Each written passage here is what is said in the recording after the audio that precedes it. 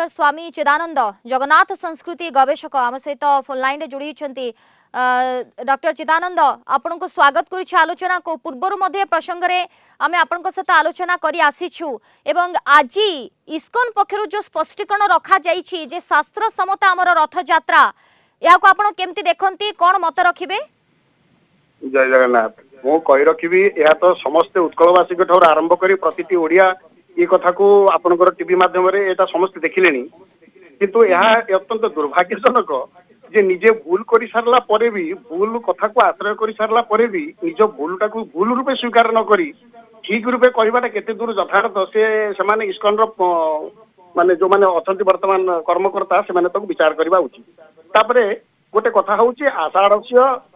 आषाढ़ मासर शुक्ल पक्ष शीते पक्षे द्वितीया पुष्या संयुति ये हूँ आमर नियम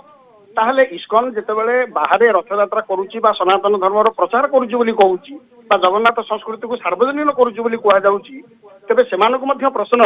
जे जहा नीतिकांति बा जहा नीति नियम से अनुसार से माने आगेइबे ना तांकर मन इच्छा आगेइबे कारण यह द्वारा होउची कोन आषाढ़ मास शुक्ल पक्ष द्वितीया तिथि रे हमर हुए जगन्नाथकर घोष यात्रा ताहले कैलिफोर्निया रे कले टेक्सास रे कले ऑस्ट्रेलिया रे कले सेतले को तिथि थिला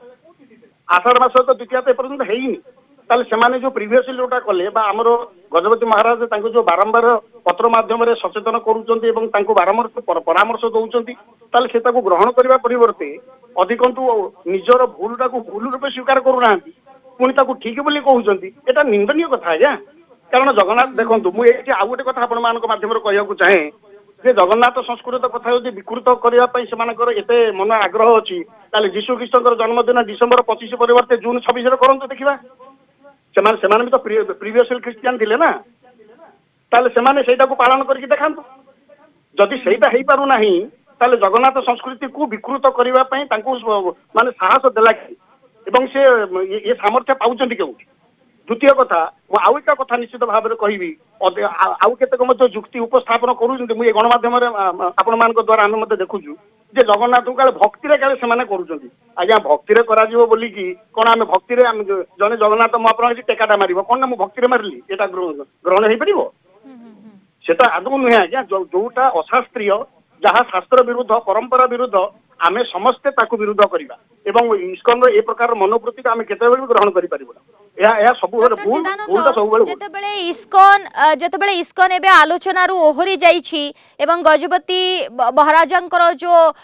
आलोचना पई दाबी थिला बा जो अनुरोध पत्र थिला ताकू भी प्रत्याख्यान करिछि इस्कॉन ये निश्चित रूपे तो दुर्भाग्यजनक किंतु सर आगो को याकु ने कि कोन विकल्प चिंता करा जाई पारुछि याकु ने कि इस्कॉन पुणी थरे भाबेर आवश्यकता रहुनी कि पुणी थरे आलोचनार आवश्यकता रहुनी कि डॉक्टर चिदानंद निश्चित निश्चित आज्ञा आपण एई शेषरे जो धाड़ीटा कहले इस्कॉन आउ थरे सेटा भाबिबा पई कारण एई सकाळे न्यूज रे मध्ये आपनकर देखिछि काली संध्या रे भी न्यूज रे आपनकर आमे देखिछु जे इस्कॉन रो भुवनेश्वर जो भुवनेश्वर सेंटर रो तांकर जे वर्तमान कर्मकर्ता असंती से तांकर सेंट्रल कमिटी के आउ थरे अनुरोध करिसंती